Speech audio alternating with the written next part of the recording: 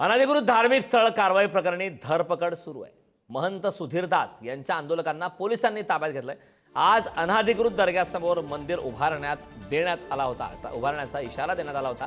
आमदार देवयानी फरांदेंचाही पोलिसांशी त्या ठिकाणी वाद झालाय। फरांदे यांच्यासह आंदोलकांकडून हनुमान चालीसा पठण त्या ठिकाणी करण्यात आलं। दृश्य आपण पाहतोय पुढारी न्यूजवरती। अनधिकृत धार्मिक स्थळ कारवाई प्रकरणी धरपकड सुरू आहे।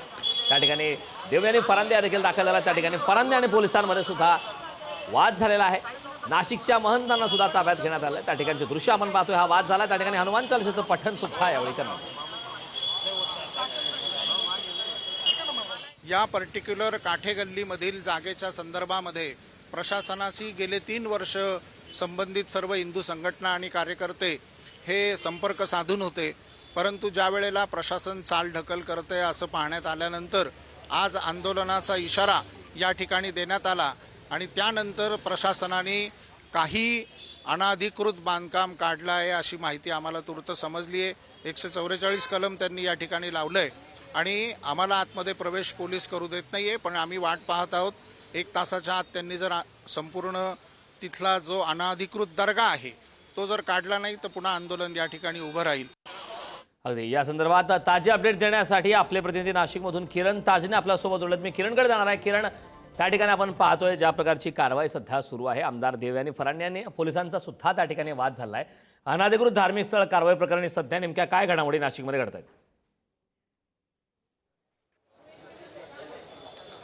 कारण खरं तर सकाळी 7 वाजेपासून नाशिकच्या भाभानगर परिसरामध्ये असलेला जो अनधिकृत दर्गा आहे त्याच्या परिसरातलं जे अतिक्रमण आहे ते काढलं जात आहे।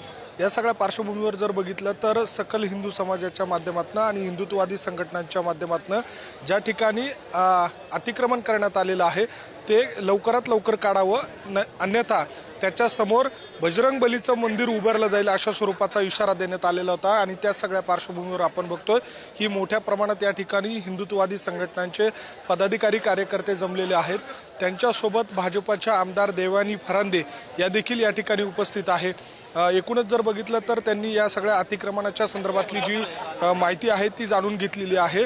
4 वाजेपर्यंत हे संपूर्णतः अतिक्रमण काढलं जाईल अशा स्वरूपाची माहिती त्यांना अतिक्रमण विभागाकडनं देण्यात आलेली आहे। आणि त्या सगळ्या पार्श्वभूमीवर आपण जर बघितलं तर आता जे कार्यकर्ते आहे, पदाधिकारी आहेत, त्यांना घेऊन देवयानी फरांदे या परिसरातच या ठिकाणी तळ ठोकून आहे। त्यांनी ठिय्या आंदोलन देखील सुरू केलं होतं। त्यासोबतच हनुमान चालीसाचं पठण देखील या ठिकाणी पार पडलं। आणि अशा सगळ्या परिस्थितीमध्ये कायदा सुव्यवस्थेचा प्रश्न निर्माण होऊ नये त्यामुळे 4 वाजेपर्यंतचा अल्टिमेटम या ठिकाणी देवयानी फरांदे यांनी दिलेला आहे, अन्यथा या ठिकाणी आंदोलन सुरू केलं जाईल अशा स्वरूपाचा इशारा दिलेला आहे।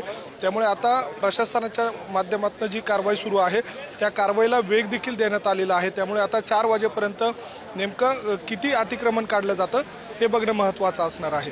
नक्कीच किरण, ज्या घडामोडी आज नाशिकमध्ये घडतात या घडामोडीवरती तू लक्ष ठेवून राहा। तुझ्याकडून वेळोवेळी या संदर्भातले ताजे अपडेट घेतच राहू। मात्र तुर्तास या महत्त्वपूर्ण अशा माहितीसाठी खूप खूप धन्यवाद। अनधिकृत धार्मिक स्थळ कारवाई प्रकरणी सध्या नाशिकमध्ये धरपकड सुरू आहे।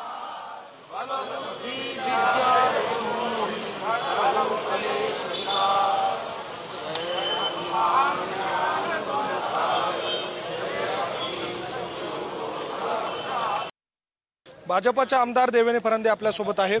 ताई, तुम्ही धार्मिक स्थळांच्या सगळ्या संदर्भामध्ये या ठिकाणी आंदोलनस्थळी आलेला आहात। काय नेमकी तुमची चर्चा झाली आहे? काय नेमकं आश्वासन मिळालं?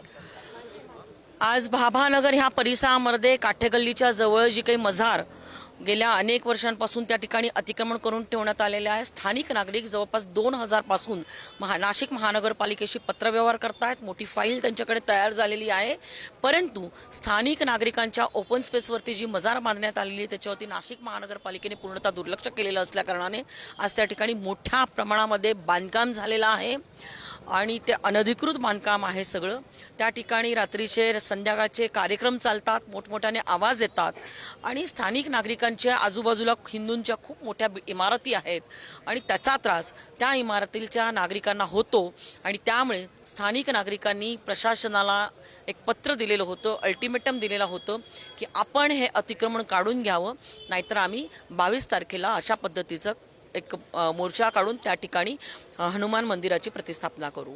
आणि त्यामुळे आज मी स्थानिक नागरिकांच्या सोबत मी एक लोकप्रतिनिधी ह्या नात्याने रस्त्यावरती उतरलेली आहे. त्याच्यामध्ये जी मजर आहे ती पूर्णतः काढली जाणार नाही, फक्त बाजूचं जे अतिक्रमण झालेलं आहे ते काढलं जाईल अशा स्वरूपाचं त्यांच्या धर्मगुरूंकडनं सांगितलं जात आहे. नेमकी काय वस्तुस्थिती आहे, तुमचा काय नेमकी इशारा आहे? माझं त्यांच्या धर्मगुरूंशी बोलणं झालेलं नाहीये. मी नाशिक महानगरपालिकेच्या अधिकाऱ्यांशी आता आपल्या समोर बोललेली आहे.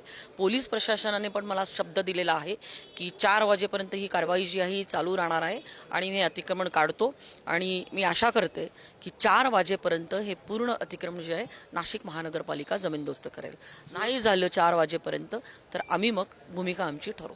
व्हिडिओ जर्नलिस्ट जय साबळेसह मी किरण ताजने, पुढारी न्यूज, नाशिक.